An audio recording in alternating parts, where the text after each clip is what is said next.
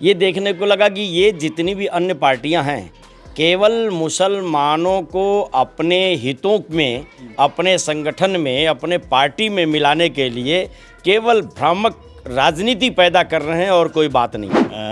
वक्फ board बिल्कुल कांग्रेस को दादाओं का बिल है ये, और कांग्रेस को बाबा का बिल है। वक्फ बोर्ड नहीं है ये बाबा बिल है। कि दुनिया में मुस्लिम कंट्रियों में भी कोई वक्फ बोर्ड जैसी कोई चीज़ है क्या? नहीं है। पाकिस्तान में नहीं है, सऊदी अरब में नहीं है, दुबई में नहीं है, और भी किसी मुस्लिम कंट्री में नहीं है। लेकिन ये हिंदुस्तान में ही वक्फ बोर्ड क्यों? अल्पसंख्यक मामलों के मंत्री किरण रिजिजू आज संसद भवन में वक्फ संशोधन बिल पेश कर रहे हैं और इस मुद्दे को लेकर के जो तमाम विपक्ष है इस पर सवाल खड़े कर रहे हैं। हमारे साथ बातचीत करने के लिए कुछ तमाम हिंदू समुदाय के लोग हैं, उनसे हम बातचीत करेंगे और जानेंगे कि किस तरह देखते हैं इस वक्फ संशोधन बिल को। देखिए, वक्त संशोधन बिल में मैं अभी जो चर्चाएं अभी सुन रहा था किरण रिजिजू जी का, ये देखने को लगा कि ये जितनी भी अन्य पार्टियां हैं केवल मुसलमानों को अपने हितों में, अपने संगठन में, अपने पार्टी में मिलाने के लिए केवल भ्रामक राजनीति पैदा कर रहे हैं और कोई बात नहीं है। जहाँ देखो मुसलमानों के खिलाफ बोल बोल करके कि अगर ये वक्त बिल आ जाएगा तो आपके साथ ये हो जाएगा, आपकी मस्जिदें छिन जाएंगी, आप रोड पे नमाज नहीं पढ़ पाएंगे, आपको मुसलमान से हिंदू बना दिया जाएगा। ये जितनी अन्य पार्टियां हैं, चाहे वो कांग्रेस हो, बसपा हो, सपा हो, कांग्रेस हो, शिवसेना हो, ये जो लोग ऐसे कर रहे हैं उद्धव की शिवसेना के, तो ये केवल मुसलमानों को वोट प्राप्ति के लिए ये गलत भ्रामक राजनीति पूरे हिंदुस्तान में फैला रहे हैं, जो अन्यथा ये गलत है, बिल्कुल अनुचित है। इस तरीके से ऐसी भ्रामक राजनीति फैला करके मुसलमानों के खिलाफ ऐसा काम नहीं करना चाहिए। और मुझे लगता है कि आप देखिए, उसको पढ़िए। मैंने जगदम्बिका पाल जी के सारे स्टेटमेंट देखे हैं, कल वीडियो में वो टीवी चैनलों पे बता रहे थे। इसमें कहीं भी किसी भी मुसलमानों को कहीं भी क्षति पहुंचाने की कोई बात ही नहीं रही है, लेकिन फिर भी इस तरीके से उनमें द्वेष पैदा करके हिंदुस्तान में गलत राजनीति पैदा कर रही है जो कांग्रेस, जिसमें जनता को पता चल रहा है, जनता समझ रही है कि ये गलत। आज कई वर्षों से भारतीय जनता पार्टी की सरकार है। कहीं भी कोई भी आदमी ये कह दे कहीं भी मुसलमानों को कहीं परेशान किया जा रहा है, कहीं कुछ भी नहीं हो रहा है। हाँ, आप कोई भी कार्य करें उसमें देश हित के लिए हो, कहीं किसी भी आवागमन में अवरुद्ध बाधा न उत्पन्न हो, उसके लिए सरकारें उन्हें बार बार चेताती रहती हैं और उनको अवगत कराती हैं। अभी संसद भवन में ये बिल पेश किया जा रहा है। इसमें जो किरण रिजिजू ने बताया कि 123 ऐसी प्राइम प्रॉपर्टी थी 2012 में, कांग्रेस ने वक्फ बोर्ड के नाम कर दिया। किस तरह देखते हैं इसको? देखिए, इतनी प्रॉपर्टी वक्फ बोर्ड के उन नेताओं के पास, ओवैसी के पास अभी पता चला कि 3,500 करोड़ की प्रॉपर्टी उनके पास है। अब उनके बाप की बपौती है क्या है?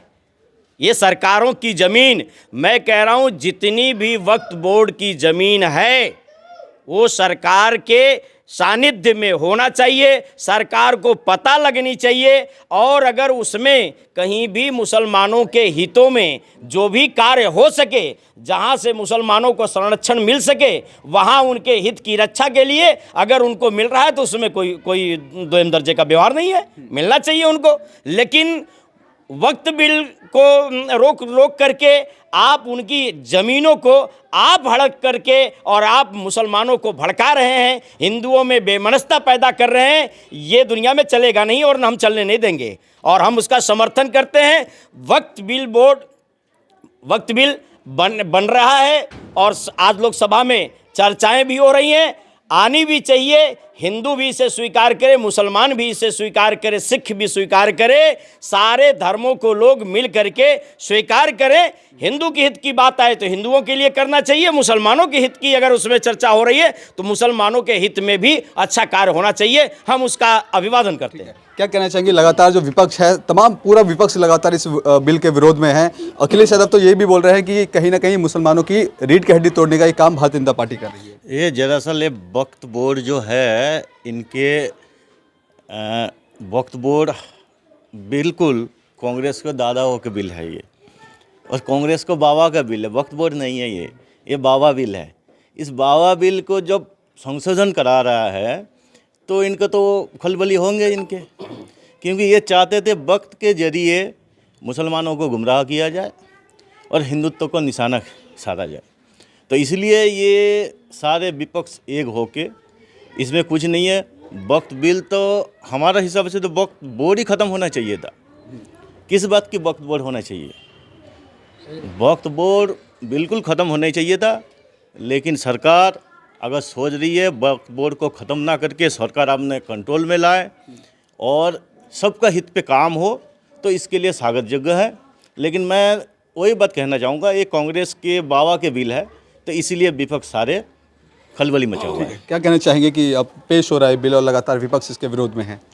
सबसे पहले तो मैं ये कहना चाहूँगा कि मोदी जी सेकुलर होने के चक्कर में ये वक्फ बोर्ड जैसी चीज़ होनी नहीं चाहिए थी।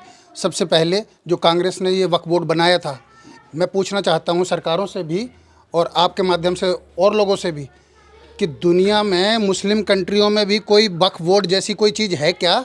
नहीं है। पाकिस्तान में नहीं है, सऊदी अरब में नहीं है, दुबई में नहीं है, और भी किसी मुस्लिम कंट्री में नहीं है। लेकिन ये हिंदुस्तान में ही वक्फ बोर्ड क्यों? अगर वक्फ बोर्ड है तो सनातन बोर्ड भी होना चाहिए। सनातन बोर्ड क्यों नहीं? हिंदुओं की संसाधनों को, हिंदुओं के मंदिरों को, हिंदुओं की संस्कृति को, हिंदुओं के संस्कृत विश्वविद्यालयों की क्या रक्षा नहीं होनी चाहिए? सनातन बोर्ड भी होना चाहिए। पहली तो ये मांग है। दूसरी बात कि वक्फ बोर्ड जो पहले था, अभी ये संशोधन हो रहा है, ख़त्म नहीं कर रहे हैं, संशोधन कर रहे हैं। पहले था कि जिस पे उंगली रख दी वो चीज़ उनकी। अब जिसकी वो चीज़ थी वो साबित करे, करता रहे, मर जाए, कोई पूछने वाला नहीं होगा, कोई सुनने वाला नहीं होगा, क्योंकि जांच भी वक्फ बोर्ड ही करेगा। और लास्ट में ज़्यादा से ज़्यादा जाएगा तो इनका बनाया हुआ जो ट्रिब्यूनल है उसमें मुस्लिम ही बैठे हुए हैं, वही उसकी जांच करेंगे, वही उसके जो है फैसला कर देंगे। मतलब कागज़ चिपका देने से वो संपत्ति, आपकी संपत्ति, मेरी संपत्ति उनकी हो जाएगी। पहले ये था। और ये भू माफिया हैं वक्फ बोर्ड के नाम पर। सारे मुसलमान ऐसे नहीं हैं, सभी मुसलमान बहुत अच्छे हैं।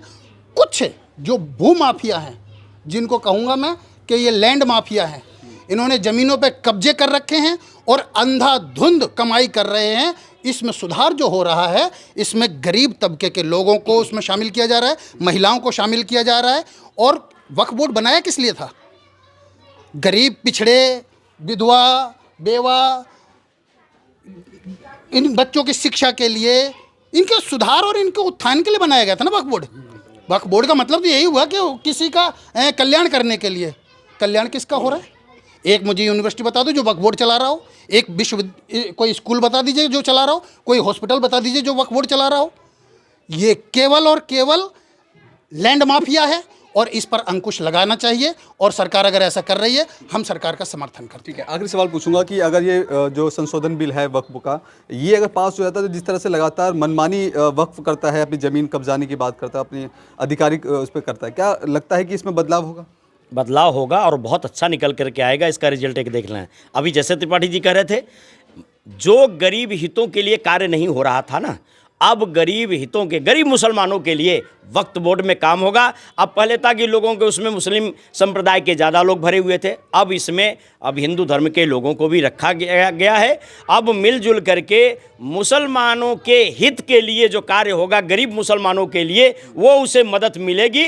मैं कह रहा हूँ कि 100% ये बिल आने के बाद देख लीजिएगा, पूरे हिंदुस्तान के 40 करोड़ चाहे 50 करोड़ जितने भी करोड़ मुसलमान हैं, वो नरेंद्र मोदी के साथ मिलकर के इन सभी कठमुल्लों की राजनीति, जो गलत तरीके से राजनीति करके मुसलमानों को बरगला रहे हैं, इनकी राजनीति खत्म हो जाएगी। सपा बसपा बैठे करके जो मुसलमान मुझे वोट दे, मुसलमान मुझे वोट दे, मुसलमान मुझे वोट दे, ये सब खत्म हो जाएगा। लोग, मुसलमान भी नरेंद्र मोदी को आने वाले समय में वोट देगा। और सनातन, अब इनकी बोर्ड है तो सही कहा कि हमारी भी सनातन बोर्ड होनी चाहिए।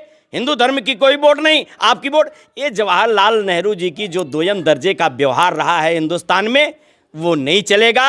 हिंदुस्तान में वही राज्य करेगा जो समाज में सभी धर्मों को लेकर के काम करेगा, वही हिंदुस्तान में राज्य करेगा। बहुत धन्यवाद। तो देखिए, ये आम जनता है और इनसे हमने वक्फ संशोधन बिल को लेकर बात की। हालांकि अभी संसद भवन में इस पर चर्चा चल रही है, लेकिन देखना बेहद दिलचस्प होगा कि इसमें क्या कुछ बदलाव होगा या फिर आगे भी जो विपक्ष है इसका विरोध करेगी और ये चर्चा जारी रहेगी। कैमरा पर्सन कमलेश कुमार के साथ में संदेश सक्सेना, पंजाबकेसरी.com, दिल्ली। अगर आप ताज़ा खबरों के साथ हमेशा जुड़े रहना चाहते हैं तो अभी हमारे YouTube चैनल पंजाब केसरी दिल्ली को सब्सक्राइब करें। साथ ही Facebook और Instagram पर भी हमें फॉलो करना ना भूलें। आपका समर्थन ही हमारी ताकत है। धन्यवाद।